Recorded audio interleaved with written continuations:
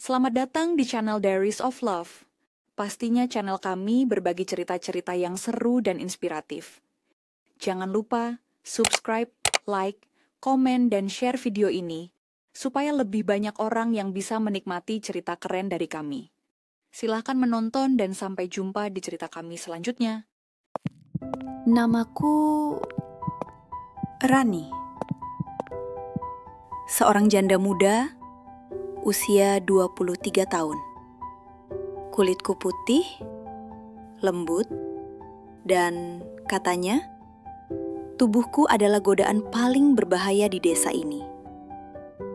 Sejak aku menjabat sebagai ibu lurah, para suami jadi rajin ke kantor desa. Sementara para istri mulai curiga. Tapi siapa yang bisa menolak tatapan lembut dan seragam ketat yang kupakai setiap hari? Tapi di balik senyumku, di balik parfum yang kerap kucipratan di leherku setiap pagi, ada satu rahasia yang kubawa diam-diam. Aku jatuh cinta pada suami orang. Dia adalah stafku sendiri. Pria berseragam coklat yang tiap kali kutatap membuat darahku bergetar. Kami sering menyelinap ke ruang arsip, ke rumah dinas, bahkan ke dalam mobil kantor. Di sana, desah kami tak terdengar siapapun, tapi terekam jelas oleh kamera tersembunyi yang aku sendiri yang memasangnya. Kalian pikir aku korban? Bukan. Semua ini sudah kurancang. Satu persatu. Sampai video itu menyebar. Saat warga menggerebekku, mereka pikir aku akan hancur. Tapi kenyataannya, aku justru naik pangkat. Karena saat perempuan lain jatuh karena aib, aku memilih jadi aib itu sendiri.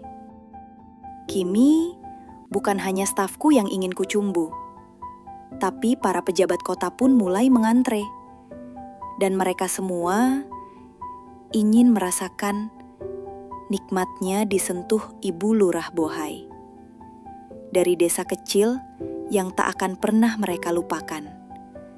Di balik jabatan, senyum, dan parfumku, ada satu rahasia paling panas yang tak bisa ku bendung.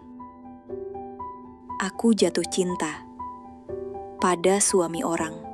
Dan ketika tubuh kami bersatu diam-diam di ruang kantor desa, desa ini pun mulai terbakar. Kalian pikir aku korban? Salah, karena dari awal, semua video panas itu aku sendiri yang mengaturnya. Karena kalau aku jatuh, aku pastikan semua ikut terseret bersamaku. Namaku Rani. Aku janda muda, usia 23 tahun. Kulitku putih, tubuhku bohai, dan setiap lekuk tubuhku bisa membuat pria manapun lupa diri. Dan ya, aku adalah seorang lurah. Ibu lurah di sebuah desa yang masih tradisional. Dan karena itu mungkin tubuh dan penampilanku terasa seperti mimpi basah yang berjalan bagi para lelaki di sini. Aku tidak pernah menutupi pesonaku. Bahkan seragam dinas yang kubuat sendiri sengaja kujahit lebih ramping dari biasanya, biar pas di pinggang, menonjolkan dada, dan membuat bokongku lebih padat terlihat saat aku melangkah ke balai desa. Setiap pagi, aku masuk kantor lewat jalur belakang. Bukan karena alasan keamanan, tapi karena di sana jalanan lebih sempit. Dan para tukang yang sedang kerja bangunan selalu menatapku dari ujung kaki hingga rambut. Tatapan lapar. Kadang mereka lupa kerja. Ada yang menyembunyikan pandangan di balik topi, ada yang terang-terangan menggigit bibir. Dan aku hanya tersenyum. Kenapa tidak? Aku janda bukan mayat. Dan aku masih hidup dengan darah yang mendidih di tubuhku. Tapi semua itu belum seberapa.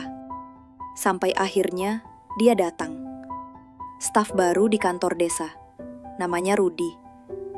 Usianya 30-an, kulitnya sawo matang, tubuhnya kekar, dan suaranya, Tuhan, suara beratnya saat memanggilku, Bu Lurah, membuat kakiku terasa lemas. Dia suami orang. Tapi sejak pertama kali mata kami bertemu, ada sesuatu yang tak bisa kutahan. Hari pertamanya di kantor, dia duduk diam di meja pojok.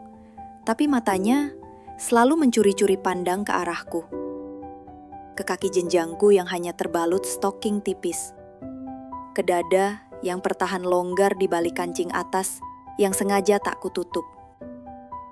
Dan setiap kali aku menunduk, aku tahu pandangannya jatuh ke dalam sana. Kami pertama kali bersentuhan saat aku menyerahkan map. Tanganku menyentuh jari kasarnya. Dan anehnya, aku tidak melepaskannya seketika. Aku biarkan. Sepersekian detik lebih lama. Dan dalam waktu singkat itu, tubuhku seperti terbakar. Hari-hari berikutnya aku semakin bermain. Kadang saat dia berdiri di belakangku, aku pura-pura menjatuhkan pena, lalu membungkuk pelan, sengaja membiarkan roknya tersingkap sedikit. Atau kadang, aku menunduk di hadapannya dengan belahan dada yang jelas, lalu bertanya, Mas Rudi, kamu lihat berkas ini nggak? Sore itu, kantor sudah sepi. Hujan gerimis, hanya aku dan dia yang tersisa. Aku pura-pura mengecek ruang arsip. Sambil berdiri di tangga kecil, aku memanggilnya. Mas Rudi, bisa bantu pegangin aku? Takut jatuh nih. Dia datang dari belakang memegang pinggangku. Tangannya besar, hangat, nafasnya menyentuh tengkukku. Dan aku bisa merasakan sesuatu menegang di balik celananya. Aku berdebar, tapi aku tetap tenang. Pelan, aku menoleh. Bibir kami nyaris bersentuhan. Dia berkata pelan, Bu, saya nggak tahan. Lihat ibu kayak gini terus. Aku hanya tersenyum, lembut, menggoda. Kalau kamu nggak tahan, kamu mau apa, Mas Rudi? Dia diam, tapi tatapannya dalam. Gila, matanya menyusuri wajahku, lalu turun ke dadaku, yang bergoyang pelan karena nafas yang mulai berat. Tanganku menyentuh dadanya, lalu turun ke perutnya. Detik itu, kami nyaris kehilangan kendali. Tapi aku mundur. Belum, bukan sekarang. Aku ingin dia gila lebih dalam, haus lebih parah, karena aku tahu rasa yang tertahan akan membakar lebih panas. Malamnya, dia kirim pesan. Ibu, kenapa saya nggak bisa berhenti mikirin tadi siang? Dan aku hanya membalas satu foto dadaku yang terbalut baju tidur tipis. Tanpa kata, tanpa caption. 5 menit kemudian, dia menelpon. Suaranya bergetar, nafasnya berat. Saya pengen ke sana malam ini, Bu. Aku hanya menjawab pelan. Kunci pintu rumah dinas ini gak pernah benar-benar terkunci dari dalam. Aku tahu ini salah. Dia suami orang. Tapi tubuh ini dan hatiku sama-sama tidak peduli. Karena aku adalah ibu lurah muda, janda, bohai, dan untuk pertama kalinya dalam hidupku, aku siap menyalakan api yang bisa membakar satu desa. Malam itu udara terasa lebih lembab dari biasanya. Langit menggantung mendung. Dan rumah dinas yang kutinggali sebagai lurah terasa lebih sepi dari sebelumnya. Aku duduk di depan cermin. Rambutku kubiarkan terurai, sedikit basah setelah mandi. Tubuhku hanya berbalut daster satin tipis warna biru muda yang melekat erat di kulitku. Tidak ada bra, tidak ada celana dalam. Aku ingin dia melihatku seperti ini. Rudi. Pria bersuara berat, beristri, tapi telah memecahkan pertahananku hanya dengan satu tatapan.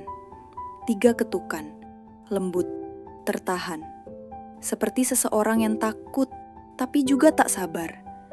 Saat aku buka pintu, dia berdiri di sana. Dengan kemeja kusut dan mata yang merah. Bukan karena mabuk, tapi karena terlalu lama menahan hasrat. Masuk. Hanya itu yang kubisikkan.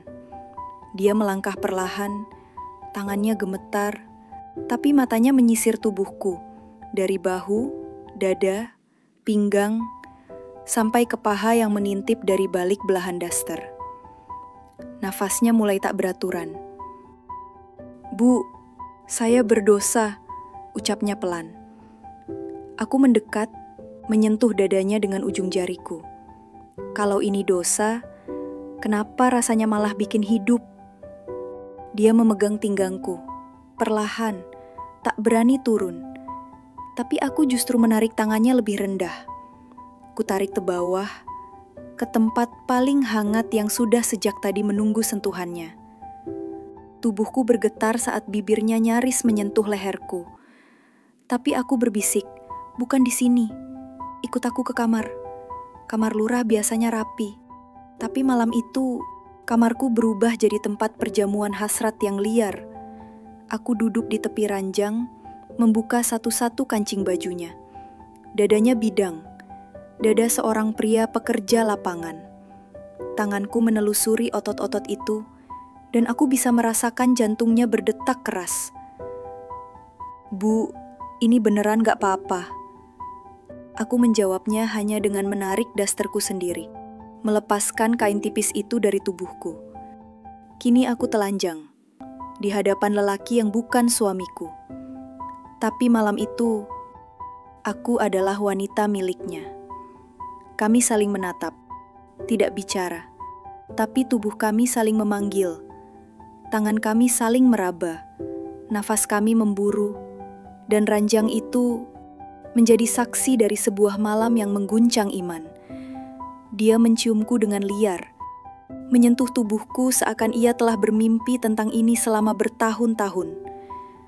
Dan aku menyerahkan semuanya, tanpa batas, tanpa malu. Aku merintih, memanggil namanya. Dan untuk pertama kalinya, aku merasakan bagaimana rasanya menjadi wanita yang benar-benar diinginkan. Kami menyatu, sepenuh-penuhnya, berkali-kali, di ranjang, di dinding, bahkan di lantai kayu ruang tengah saat tubuh kami jatuh tanpa arah. Tak peduli suara, tak peduli siapapun, hanya kami dan malam yang panas. Pukul 3 pagi, kami berdua terbaring diam. Tubuh kami basah oleh keringat, tapi bukan hanya tubuh yang melemah. Pikiranku juga mulai kacau. "Kalau istrimu tahu, Mas?" Aku bertanya menatap langit-langit. Dia menjawab tanpa menoleh. "Saya nggak tahu, Bu. Tapi kalaupun ini akhir dari hidup saya nggak nyesel pernah menyentuh ibu malam ini." Keesokan paginya, saat aku masuk kantor, ada yang berbeda. Semua mata tertuju padaku. Tapi bukan tatapan biasa. Ada yang tahu, ada yang mulai curiga. Dan ketika kulihat layar ponselku, ada pesan masuk dari nomor tak dikenal. "Bu Lurah, hati-hati. Jangan terlalu percaya sama dinding. Mereka juga bisa berbisik." Aku membeku. Malam panas itu baru saja berakhir. Tapi hari yang lebih membakar mungkin baru saja dimulai. Dan sejak malam itu, aku bukan lagi wanita yang sama. Tubuhku pernah dicumbui suami orang di rumah dinas yang mestinya suci.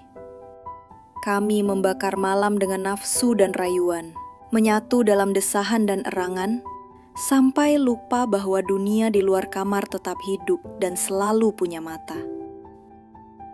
Aku sempat mengira semuanya akan baik-baik saja, bahwa yang kami lakukan cukup kami simpan dalam selimut dan sepi. Tapi ternyata dunia mulai berbisik, dan di desa kecil seperti ini bisikan bisa jadi badai. Pagi itu aku kembali ke kantor, seperti biasa dengan senyum tipis yang selalu bisa menipu siapa saja. Aku kenakan setelan lurah perempuan yang ketat di bagian dada dan ramping di pinggang. Sengaja aku biarkan 2 kancing atas terbuka. Rok ketat selutut membentuk pinggulku yang padat dan sepatu hak tinggiku berderap menyisir lantai kantor desa. Tapi hari itu mata-mata yang biasa memuji kini hanya menatap, lalu menunduk cepat. seperti menyembunyikan sesuatu. Aku memasuki ruang kerjaku dengan langkah tenang, tapi jantungku berdetak tak karuan. Pandanganku tertuju pada ponsel yang tergeletak di meja. Masih ada pesan dari semalam yang belum kuhapus. Bu Lurah, hati-hati. Jangan terlalu percaya sama dinding. Mereka juga bisa berbisik. Aku mencoba tetap tenang, tapi pesan itu menggangguku seperti bisikan setan di telinga kanan. Siapa yang tahu? Siapa yang mengintip? Apa mungkin ada kamera? Atau seseorang melihat langsung? Tak lama kemudian, pintu ruanganku diketuk. Bu, boleh saya masuk? Itu suara Rudi, suami orang yang sudah kubiarkan menjelajah seluruh tubuhku beberapa malam lalu. Aku membiarkannya masuk. Wajahnya agak cemas, tapi masih tampan dan sangat menggoda dengan rambut sedikit acak dan tubuh berisi. Kemejanya sedikit terbuka di bagian atas, menampilkan tulang dada yang semalam sempat kutelusuri dengan lidahku. Bu, ini serius, katanya pelan. Saya rasa ada yang tahu tentang kita. Aku menatapnya dalam. Kau juga dapat pesan? Dia mengangguk. Dari nomor tak dikenal. Katanya, kalian terlihat manis kalau malam. Tapi ingat, ada mata yang tak pernah tidur. Aku berdiri menghampirinya perlahan. Tanganku menyentuh dadanya perlahan. Nafasku mulai berat lagi. Tapi bukan karena nafsu, karena takut. Kalau ini terbongkar, Mas, aku bisa kehilangan segalanya. Nama baik, jabatan, bahkan mungkin hidupku di sini. Ia memegang tanganku, saya akan tanggung semuanya. Tubuhku bergetar, entah karena takut atau karena tubuh ini memang sudah kecanduan. Sore harinya, saat aku pulang ke rumah dinas, suasana desa terasa lebih sunyi dari biasanya. Anak-anak tak bermain di lapangan. Warung kopi di ujung gang sepi. Dan beberapa ibu-ibu kulihat membisik sambil menatapku dari kejauhan. Aku mempercepat langkah. Tapi sesampainya di rumah, aku terpaku. Di pagar depan rumah, ada selembar amplop coklat terselip rapi. Tak ada nama. Tanganku gemetar saat membukanya. Isinya 2 foto cetak. Yang pertama, foto aku dan Rudi keluar dari rumah dinas tengah malam. Tanganku menggandeng lengannya erat. Yang kedua, lebih vulgar. Sebuah foto buram dari celah tirai menunjukkan sosok 2 tubuh di atas ranjang, telanjang, dalam posisi yang terlalu jelas untuk disalahartikan. Aku hampir muntah. Tanganku gemetar memegang foto itu. Pandanganku kabur. Lututku lemas. Di balik foto itu tertulis tangan. Kami melihat, Bu Lurah, dan kami tak buta. Aku berlari masuk ke dalam rumah, menutup semua tirai, mengunci semua pintu. Nafasku terengah-engah. Malam itu, aku duduk di lantai kamar, memeluk diri sendiri. Dasterku basah oleh keringat dingin. Tubuhku menggigil. Ponselku berdering. Pesan baru masuk. Nomor tidak dikenal lagi. Lanjutkan, Bu. Kami suka tontonan malamnya. Tapi jangan kaget kalau besok desa bicara. Air mataku menetes. Tapi di balik rasa takut itu, ada yang lebih gila. Tubuhku bereaksi. Bayangan saat kami bercinta itu, meski sekarang menjadi senjata orang untuk mengancamku, masih memunculkan getar di perutku. Kenangan akan ciumannya, gigitannya, bisikannya di telingaku. Aku tahu ini salah. Tapi kenikmatan itu terlalu dalam untuk dilupakan. Dan mungkin aku juga terlalu jauh melangkah untuk bisa kembali.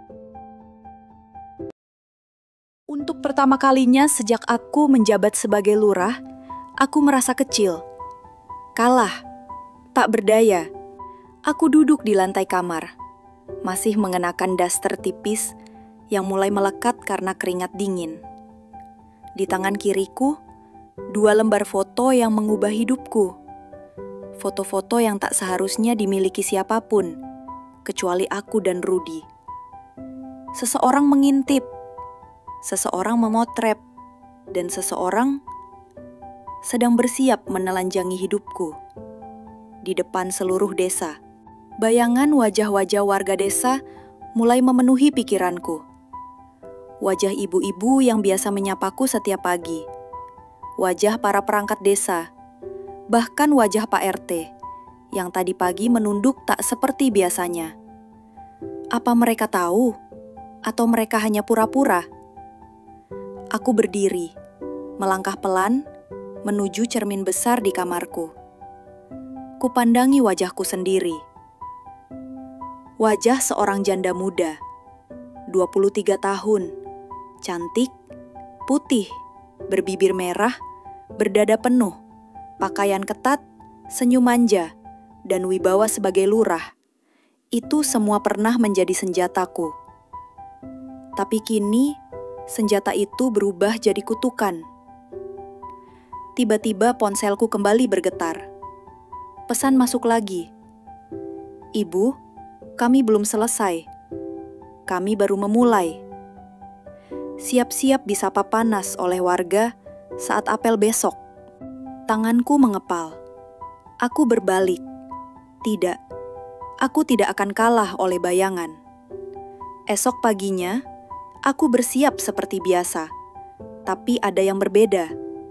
Hari itu, aku sengaja memilih pakaian yang lebih tertutup. Kemeja putih panjang, rok span yang tidak terlalu ketat, dan sepatu datar. Aku bahkan mengikat rambutku, meninggalkan aura menggoda yang biasa kuhadirkan. Aku ingin tahu seberapa jauh gosip itu menyebar. Dan benar saja, saat aku tiba di kantor desa, bisik-bisik mulai terdengar. Tatapan mencurigakan. Beberapa pria mencoba menghindari mata. Para ibu menyapa dengan senyum yang kaku. Bahkan staf kebersihan pun seolah tak berani melihat ke arahku. Lalu, mataku menangkap satu sosok. Istrinya Rudi. Dia berdiri di depan kantor desa, mengenakan daster batik dan sandal jepit. Wajahnya penuh amarah. Matanya menatap tajam ke arahku. Aku melangkah pelan, mencoba tenang, tapi tubuhku tegang. Tanpa aba-aba, wanita itu mendekatiku. Suaranya tajam. "Bu Lurah, bisa saya bicara sebentar?" Aku mengangguk. Kami berjalan ke sudut samping kantor, jauh dari pendengaran orang lain. Tapi jantungku berdentam. Dia menatapku dari atas ke bawah, lalu tersenyum miring. "Saya tahu, Bu, wanita seperti Ibu gak mungkin tidur sendirian tiap malam." Aku tak menjawab. Saya tahu suami saya bukan lelaki kuat menahan godaan, tapi saya gak nyangka Ibu Lurah, pemimpin desa, nelontek di belakang meja jabatan.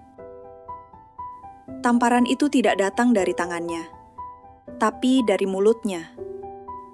Aku tetap diam, tapi mataku menatap balik, dingin, penuh api.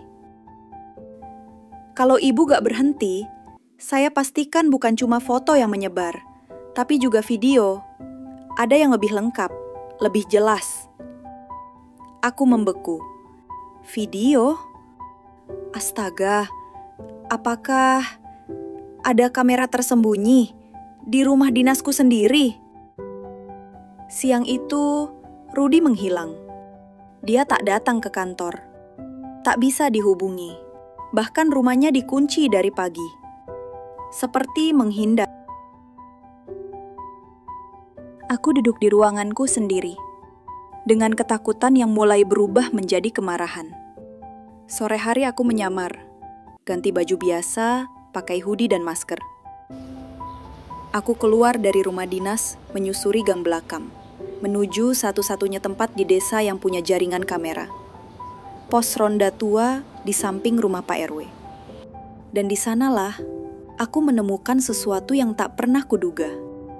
Sebuah kamera kecil, diselipkan di tiang kayu, menghadap langsung ke jendela kamarku. Posisinya strategis, seolah sengaja mengintai. Dan lebih buruk lagi, ada kabel kecil menuju rumah kosong di seberang pos ronda. Aku memaksa masuk. Rumah itu ternyata sudah lama ditinggal. Tapi bagian dalamnya masih terjaga. Dan di sudut ruangan belakang, sebuah laptop masih menyala dengan rekaman video. Berjudul Ibu Lurah 01 Afi. Tanganku gemetar. Aku tekan tombol play. Dan di layar itu, aku melihat diriku sendiri. Telanjang, diranjang, dengan Rudy. Setiap gerakan, setiap suara, terekam jelas, bahkan dari dua sudut kamera berbeda. Aku menutup mulut menahan teriakan. Lututku lemas. Ada yang menyusup. Ada yang sengaja menjebak. Dan yang paling membuatku merinding, rekaman itu sudah diunggah, sudah ada linknya, sudah tersebar. Desa ini tak lagi bisa kuhentikan. Yang bisa kulakukan sekarang adalah memilih, melawan, atau menyerah. Tapi satu hal yang pasti, aku tak akan pergi diam-diam. Kalau desa ini ingin drama, maka akan kubakar mereka dengan api yang lebih besar. Dan malam itu aku menyadari satu hal penting. Aku sudah ditelanjangi sebelum aku sempat melawan. Video itu bukan sekedar ancaman. Itu nyata. Berdurasi 9 menit 12 detik. Menampilkan aku dan Rudy dengan tubuh kami yang saling menyatu di atas ranjang rumah dinas dalam posisi-posisi yang hanya bisa dipahami oleh mereka yang sudah dewasa dan pernah menyentuh panasnya cinta terlarang. Semua direkam dari dua sudut, dengan suara, dengan bisikan, dengan desahan, dan yang paling menyakitkan, dengan wajahku yang jelas dan penuh kenikmatan.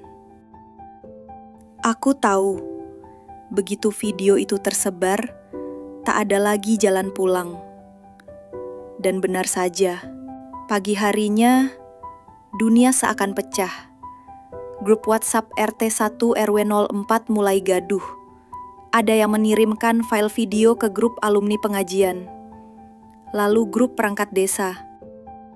Bahkan ada yang dengan lancangnya menyebarkannya ke grup ibu-ibu PKK. Aku duduk di kursi ruang tamu rumah dinas. Teleponku tak berhenti berdering. Ada yang ingin konfirmasi, ada yang pura-pura salah kirim, dan yang paling menjijikkan, ada yang menawarkan uang tutup mulut asal aku mau diam dan lengser dari jabatan. Tapi yang paling menyakitkan, ada juga yang mengirim pesan mesum. Para lelaki desa yang diam-diam ternyata telah lama memendam fantasi terhadapku. Kini, setelah video itu tersebar, mereka tak lagi menahan hasratnya.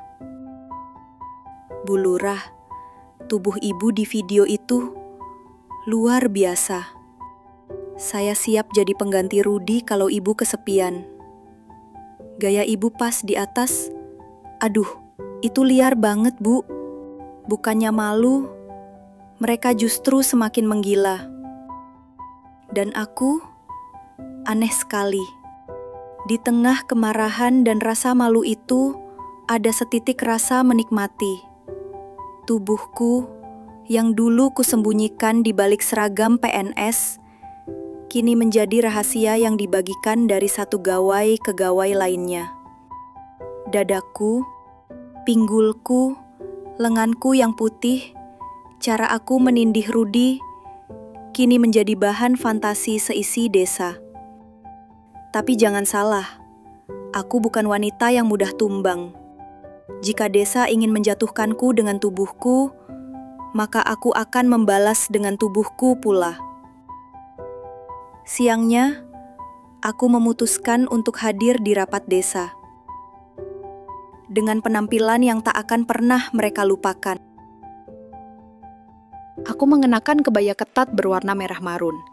Dada terbuka elegan.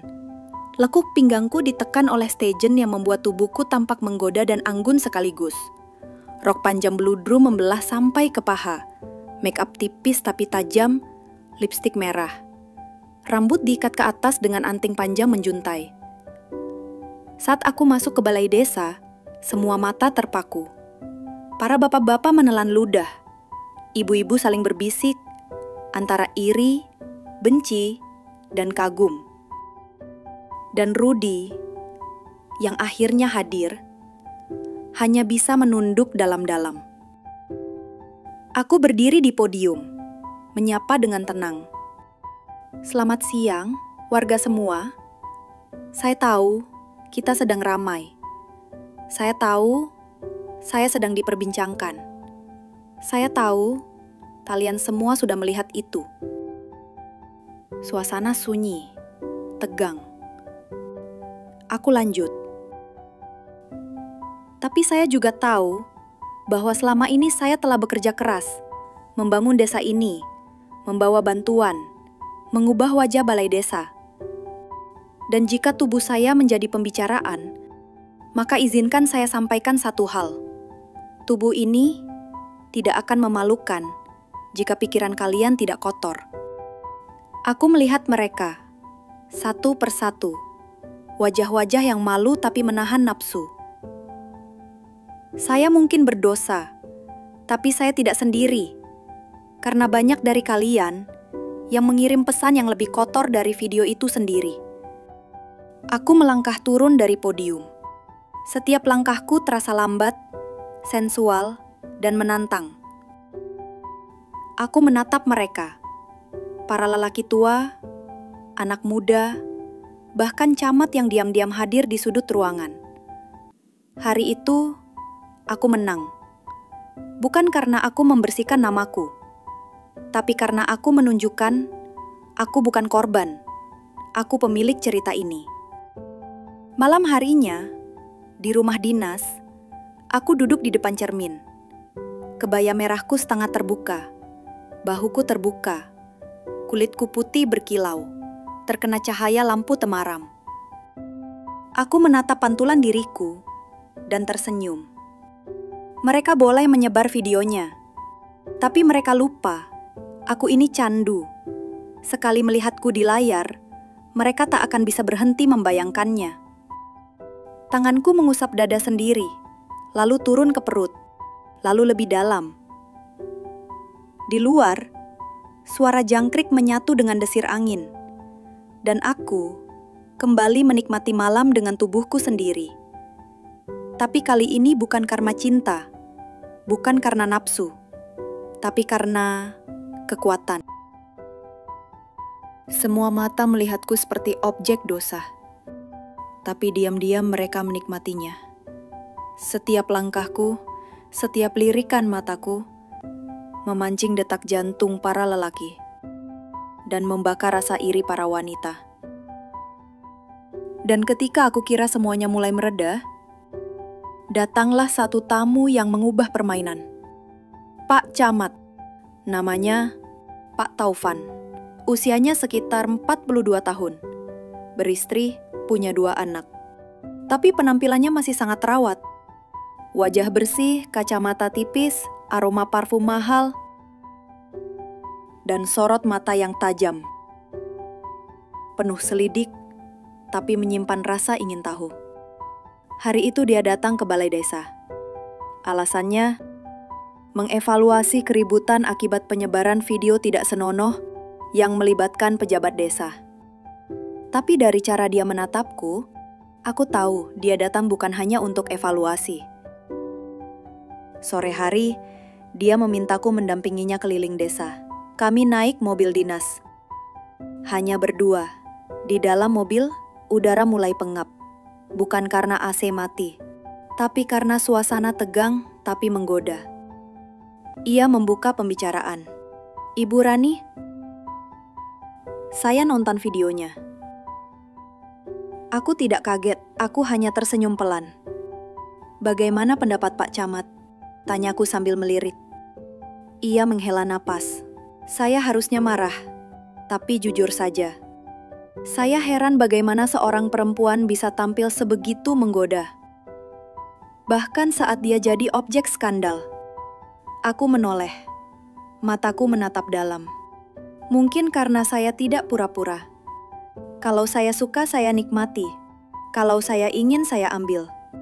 Suasana di dalam mobil jadi sunyi. Lalu ia berkata pelan, "Saya butuh bicara pribadi dengan ibu malam ini. Di rumah dinas. Saya menginap di desa." Aku tersenyum kecil. Lembut, tapi menggoda. Tentu, saya siapkan kamar tamu. Tapi dalam hati, aku tahu kamar mana yang akan benar-benar ia tempati malam ini. Malam pun tiba. Rumah dinas sunyi, listrik tak padam. Tapi suasana seperti menunggu badai datang. Aku sudah menyiapkan segalanya. Ruangan diberi aroma melati, lampu redup kekuningan. Dan aku mengenakan kain batik tipis tanpa dalaman, dan selendang sutra yang hanya menggantung di bahu. Saat Pak Camat datang, ia hanya terdiam melihatku. Bibirnya seakan ingin mengatakan sesuatu, tapi matanya sudah bicara lebih dulu. Aku mendekat, lembut, pelan. Tubuhku hanya tinggal beberapa senti dari tubuhnya. Ia menutup pintu perlahan. Dan di malam yang sunyi itu, tubuhku dan tubuhnya pun menyatu dalam satu irama yang tak akan pernah tertulis dalam notulen rapat. Nafas kami menyatu di ranjang. Suara kasur berderit pelan, tangannya menelusuri punggungku, dari tengkuk hingga pinggang, lalu turun perlahan hingga membuatku mengerang pelan. "Ibu, tubuhmu ini bukan milik desa, ini milik surga." Aku tersenyum dalam pelukannya. Kalau begitu, Pak Camat sedang menikmati neraka kecil di surga malam ini. Malam itu, kami bercinta bukan dengan cinta, tapi dengan kuasa. Kami saling menaklukkan. Ia ingin menguasai aku sebagai atasan, tapi aku lebih dulu menaklukkan dia sebagai perempuan. Pagi harinya, ia bangun lebih dulu. Membuat kopi, aku melilitkan kain ke tubuhku dan duduk di sofa. "Saya tidak akan lengserkan ibu," katanya tenang. "Tapi mulai sekarang, kita akan main dalam satu tim. Kita saling jaga." Aku tersenyum, manja, lalu mendekat dan membisikkan satu kalimat yang membuat wajahnya memerah. Kalau Pak Camat ingin lebih dari sekedar kerjasama, kamar ini selalu terbuka untuk tamu istimewa seperti tadi malam. Hari-hari berikutnya, situasi berbalik. Video itu mulai dilupakan. Yang tersisa hanyalah bisik-bisik dan pandangan liar setiap kali aku lewat. Tapi aku tak takut, karena kini aku punya pelindung. Dan yang lebih penting, aku tahu cara menaklukkan mereka dengan tubuhku, dengan lidahku, dengan kepercayaan diriku. Dan tentu, dengan kenikmatan yang hanya bisa mereka bayangkan, tapi tak pernah benar-benar mereka miliki. Karena aku bukan wanita biasa. Aku adalah ibu lurah muda yang bohai. Dan kini, aku bermain lebih dalam. Setelah malam panjang bersama Pak Camat, posisi politikku di desa berubah drastis. Yang tadinya siap menggulingkanku, kini justru menjagaku. Karena mereka tahu, menyentuhku bukan hanya sekadar dosa, tapi juga kenikmatan yang tak tergantikan.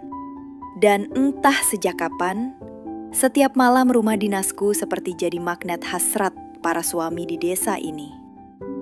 Awalnya hanya satu. Seorang lelaki muda, sebut saja Darto, datang pura-pura ingin menyampaikan laporan ronda. Dia mengenakan kaos tipis, peluh membasahi lehernya. Tapi dari sorot matanya, aku tahu dia bukan datang untuk laporan. Aku mengajaknya masuk. "Mau teh, Dar?" "Kalau boleh, Bu Lurah," katanya pelan. "Saya minta yang lebih hangat dari teh." Aku menatapnya. Tubuhku masih dalam balutan daster satin yang tipis dan tembus cahaya. Saat aku berjalan ke dapur, aku tahu pantatku jadi pemandangan paling nikmat yang pernah ia lihat. Dan malam itu, di sofa ruang tamu, aku dan Darto menyatu dalam bisikan cepat dan liukan liar. Tangannya gemetar saat menyentuh pahaku, tapi mulutku menuntunnya. Dan saat tubuhku naik di atas tubuhnya, aku tahu ini baru permulaan. Malam berikutnya, giliran Pak Rian, ketua RT yang datang membawa berkas. Alasan klasik, minta tanda tangan. Tapi saat aku buka pintu hanya mengenakan kimono tipis dengan tali longgar, dia hanya bisa berdiri terpaku. Kalau Pak RT mau tanda tangan, sini, deketan. Biar saya bisikin di mana kertasnya. Kami tak sempat bicara banyak. Mulutnya sudah lebih dulu mencari bibirku. Dan dalam waktu singkat, aku sudah merasakan tangannya menelusuri punggungku dan meremas pinggangku seperti pria kelaparan. Kami tak sampai ke kamar, hanya berdiri di balik tirai ruang tamu. Tapi sensasinya seperti bermain api di depan jendela yang terbuka. Dari situ, semuanya tak terkendali. Satu persatu suami-suami desa mulai mendekat. Ada yang membawa sayur, alasan hadiah kecil dari istri saya. Ada yang pura-pura minta konsultasi BLT. Ada juga yang hanya berdiri di depan pagar, menunggu aku memanggilnya masuk. Dan ya, aku memang memanggil, tapi bukan dengan suara, melainkan dengan lirikan mata, senyuman miring, dan daster yang terlalu longgar di bagian dada. Aku memilih mereka dengan hati-hati. Tak semua aku beri masuk. Yang kasar, ku abaikan. Yang ragu, ku ajak main sebentar. Tapi yang berani dan sopan, aku ajak lebih dalam. Tapi tentu saja, semuanya tak luput dari mata-mata para istri. Suasana desa makin panas, bukan karena politik, tapi karena istri-istri mereka mulai merasa kehilangan kuasa. Ada yang diam-diam mengintip lewat jendela rumahku.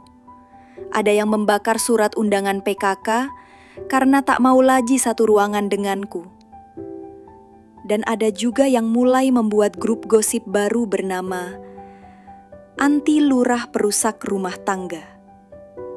Tapi aku tak gentar, karena aku tahu mereka takut bukan karena aku berdosa, tapi karena mereka sadar suami-suami mereka kini tidur sambil menyebut namaku. Malam itu, saat aku berdiri di balkon lantai 2 rumah dinas, aku melihat ada 4 pria berdiri berjajar di luar pagar. Mereka tidak mengetuk. Mereka hanya menatap ke jendela kamarku, menunggu sinyal. Aku mengenakan lingerie hitam transparan. Lampu sengaja kuredupkan, lalu perlahan aku buka tirai kamar dan senyumanku menyala dalam temaram lampu kuning. Satu persatu mereka menelan ludah, dan aku hanya berbisik lirih meski tak ada yang bisa dengar. Malam ini, siapa yang paling tahan lama, dialah yang boleh pulang dengan senyum. Karena malam-malamku kini bukan hanya milik Rudi atau Pak Camat, tapi juga milik mereka yang berani mengaku bahwa mereka ingin menikmati Ibu Lurah, bukan hanya memimpikannya. Tapi ingat, setiap pelukan, setiap desahan, setiap bisikan yang mereka dapat dariku, semua itu punya harga, dan aku tak pernah menyentuh mereka karena cinta. Aku menyentuh mereka karena kuasa. Karena aku bukan sekedar perempuan. Aku adalah fantasi hidup yang kini jadi nyata. Dan desa ini sudah terlalu terlambat untuk membendung arus yang kubuk. Malam-malamku tak pernah sepi. Suara derit peranjang, desahan tertahan, dan rintihan suami-suami yang katanya lelah kerja, tapi justru mencari pelukan ibu lurah setelah jam kantor. Tapi cerita panas tak pernah berjalan sendiri, ia selalu diikuti bayang-bayang yang gelap. Dan malam itu, aku tahu, bayang-bayang itu mulai bergerak. Semuanya dimulai ketika aku pulang dari acara kabupaten.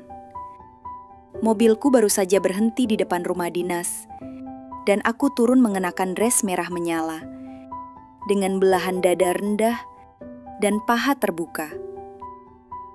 Tiba-tiba aku merasakan sesuatu. Bukan angin, bukan suara, tapi tatapan. Tatapan tajam yang bersembunyi di balik semak pagar. Aku pura-pura tak peduli.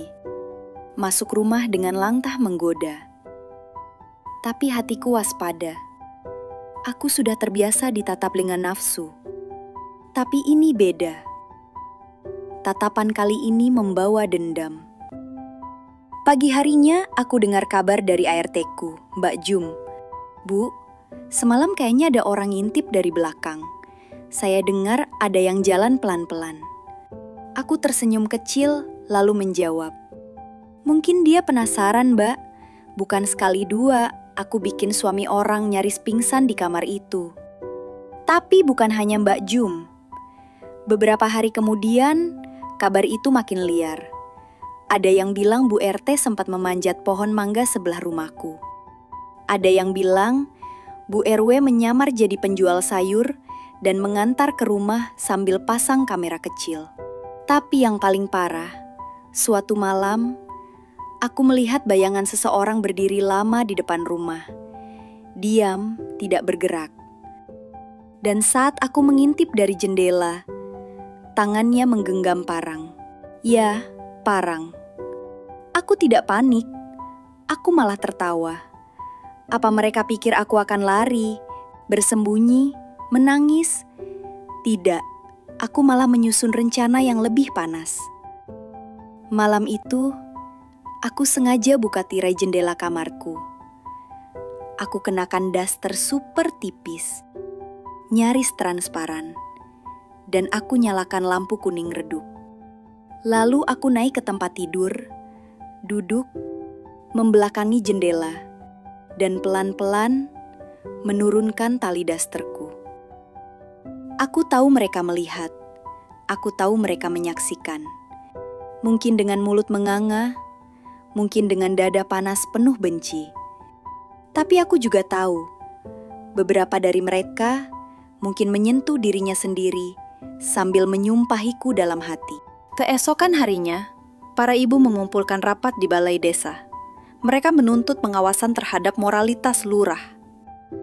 Tapi aku datang dengan makeup penuh, bibir merah menyala, dan rok pensil ketat yang menonjolkan bokongku. Aku berdiri di depan mereka, tenang, dan aku bicara dengan nada lembut tapi tajam.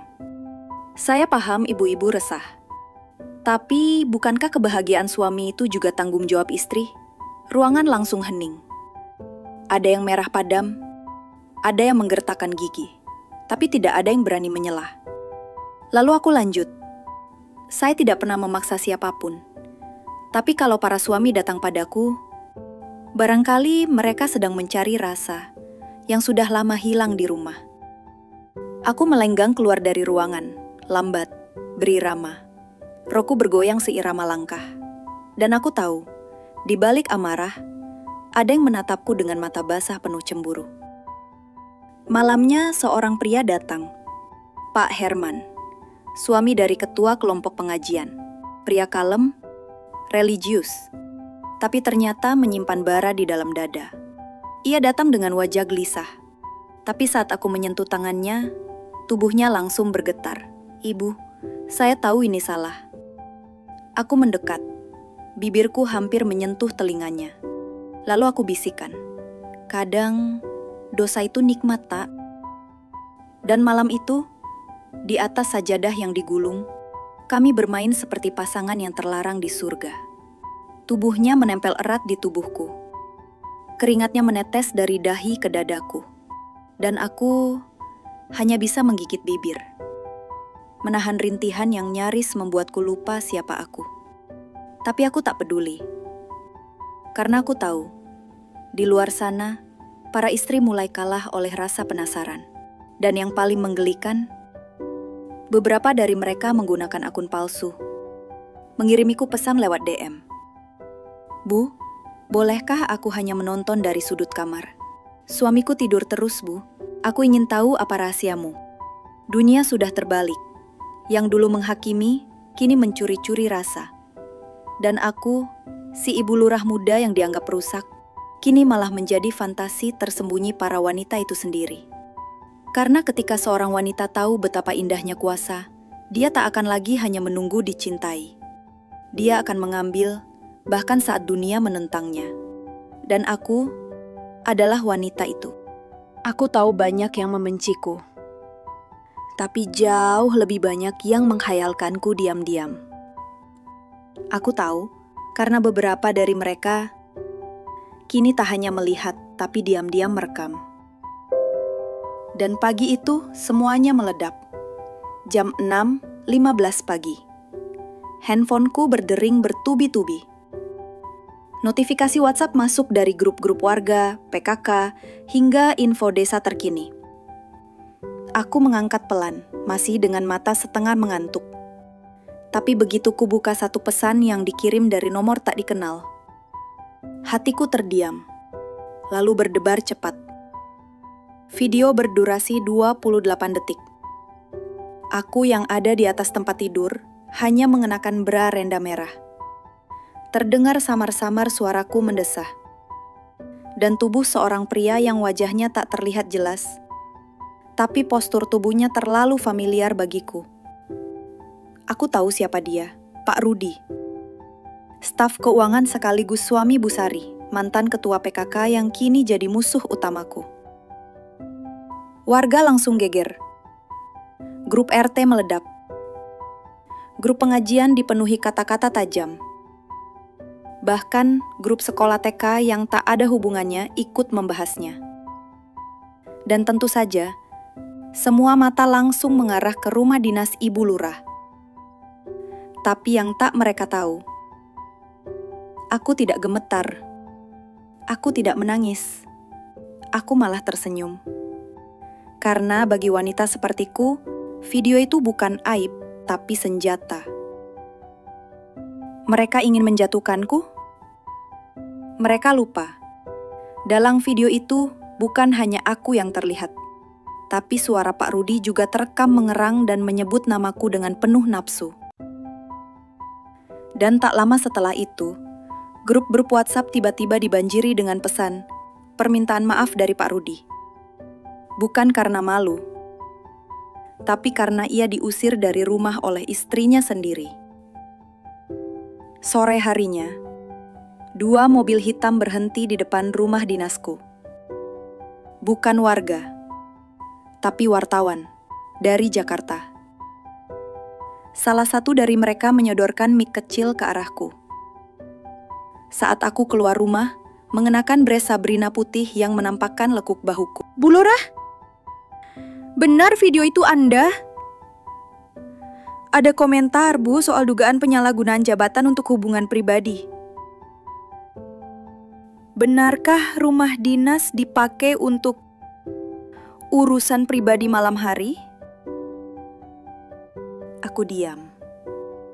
Kulempar senyum ringan ke kamera. Lalu aku jawab dengan santai. Saya bukan malaikat.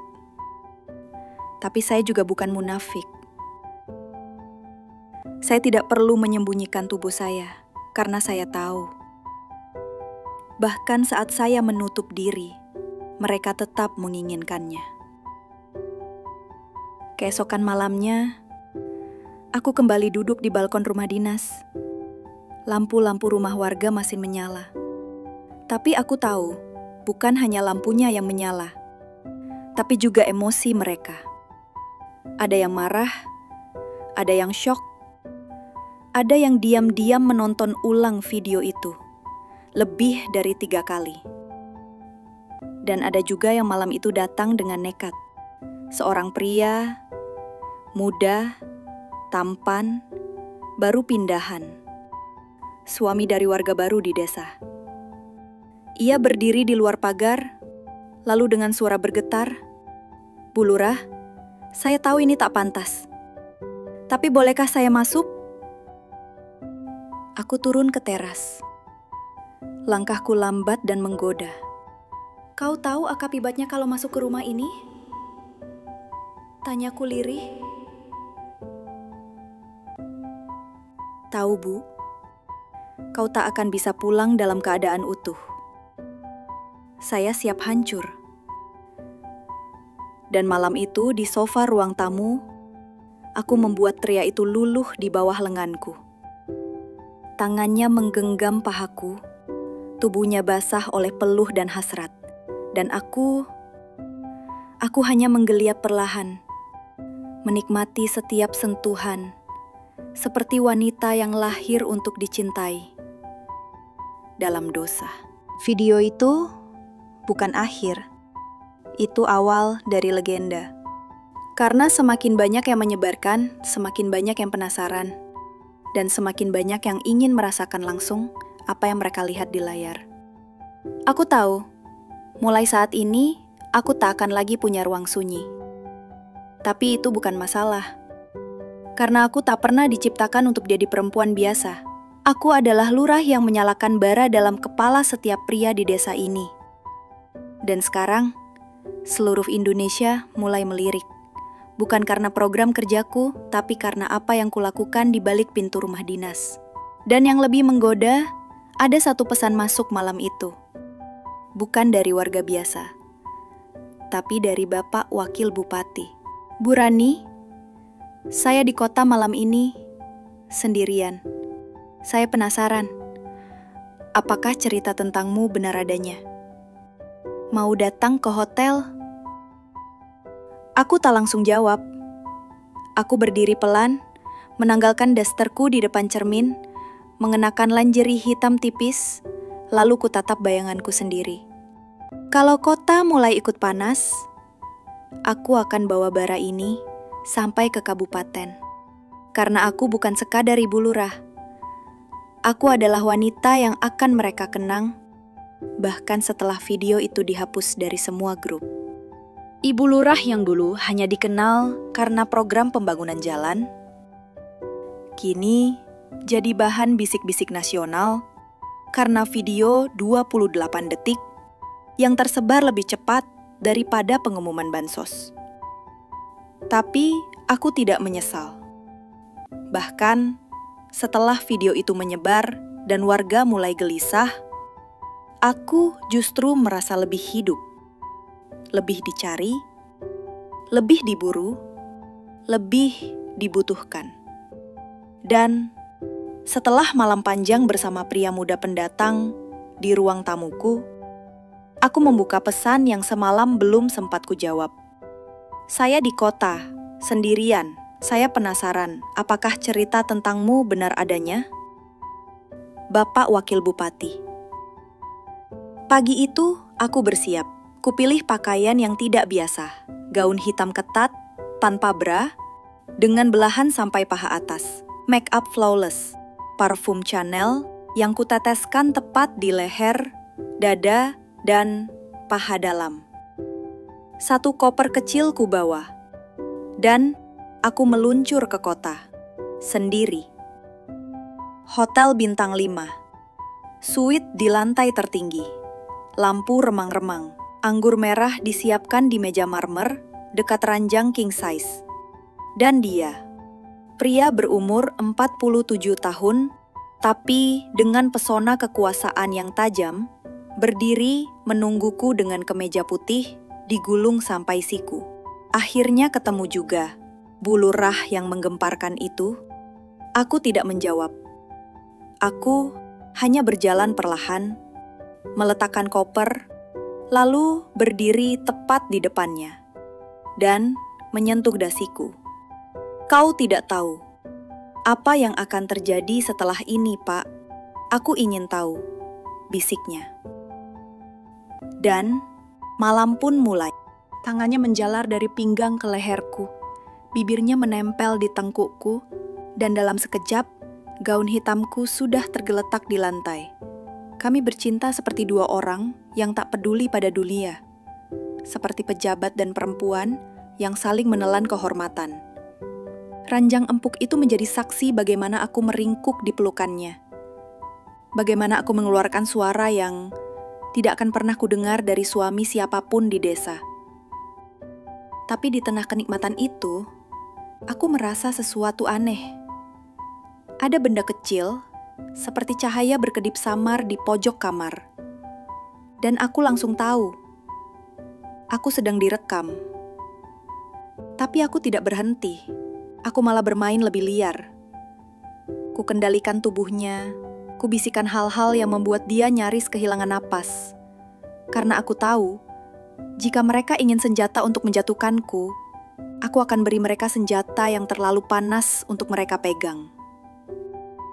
Setelah semua selesai, dia terlelap di sisiku, dan aku pelan-pelan bangun. Aku mendekati sudut kamar, sebuah kamera kecil tersembunyi di pot bunga plastik. Aku tersenyum. "Kau pikir aku selemah itu? Aku tahu siapa yang mengirimmu." Paginya berita online sudah ramai, bukan karena video, tapi karena skandal anggaran proyek desa yang terbongkar. Dan siapa yang menyeret nama Pak Wakil Bupati ke meja audit? Aku. Satu flash disk kutinggalkan di meja kamar sebelum keluar dari hotel. Berisi hasil rekaman dari penyidik independen yang selama ini diam-diam membantuku. Jadi saat mereka pikir aku akan jatuh karena video panas baru, aku malah menjatuhkan dia lebih dulu dengan bukti korupsi. Hari itu aku pulang ke desa dengan langkah pelan dan wajah tanpa rasa takut.